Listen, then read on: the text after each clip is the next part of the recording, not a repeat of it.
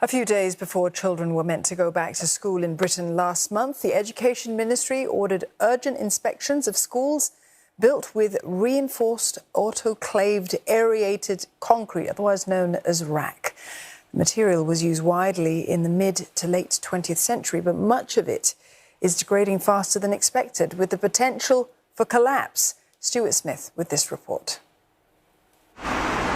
It was August when the UK's Health and Safety Executive announced RAAC is now life expired and liable to collapse with little or no notice. That surprised a lot of school administrators, who then had to announce, in some cases with just 1 day's warning, that pupils would not be able to return as planned after the summer holidays, so urgent inspections could take place. Over a month later, one secondary school in northeast England is still on a rota system, meaning pupils only enjoy face-to-face learning a few days a week. They want to be back in school, they want that routine, they want to be with their friends, and they want to be learning and working and getting on. The buildings are completely unsuitable for use now, and we need something as soon as possible so that our kids, like I say, can be in school all the time. The fact it came to this, when the dangers of RAAC installations have been known for years, has incensed parents and provided ammunition to the opposition Labour Party. Isn't he ashamed that after 13 years of Tory government, children are cowering under steel supports, stopping their classroom roof falling in? The government emphasises that RAAC was found in only 174 of 22,000 schools, and it will be covering the repair bill wherever RAAC is found in public buildings, which could cost hundreds of millions of US dollars. We are assigning each of those schools a dedicated caseworker and providing extra funding to fix the problem. In the majority of cases, children will attend school as normal, and the mitigations take typically just days or weeks to complete. The RAAC crisis isn't just affecting schools, it's closing other public buildings like courts and hospitals too, but it isn't necessarily the material that's to blame. At England's Loughborough University, experts are trying to work out the limits of old RAAC and what causes it to become a danger. So here you have standard concrete. You see very dense, a lot of coarse aggregate, and you have cement as well.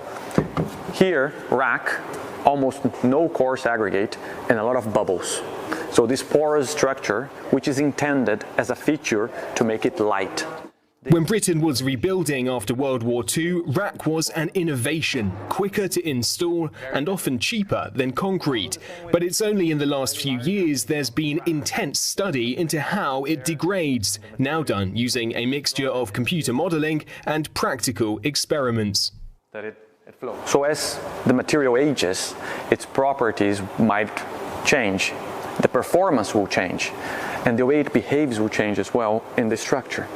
So, contrary to what we see with concrete, we are observing certain patterns of behavior in this material that we were not aware of initially. With this material already in use across hundreds of public and possibly far more private buildings, the experts at Loughborough have been drafted in to determine how to inspect them.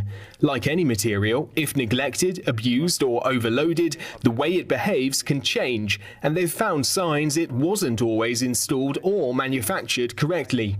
We were trying to understand why we got this catastrophic collapse in an unexpected collapse in the school. And through the research, what we realised that there were problems with the manufacture of RAAC, and particularly where the reinforcement bar, the transverse reinforcement bar, is positioned over the bearing. So the manufacturers recommended that you have a bearing of around 40 millimetres, but what we found on sites is that sometimes we can have bearings as little as 20 millimetres.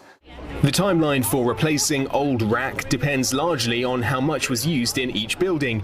For some schools, that means a couple of weeks' work. For some courts, it'll be months before they reopen. And for some entire hospitals, which will need to be completely replaced, the government target to remove all RAAC is 2035. Urgent inspections are taking place in public and private buildings across the country, but until they're surveyed by experts, there remains a danger.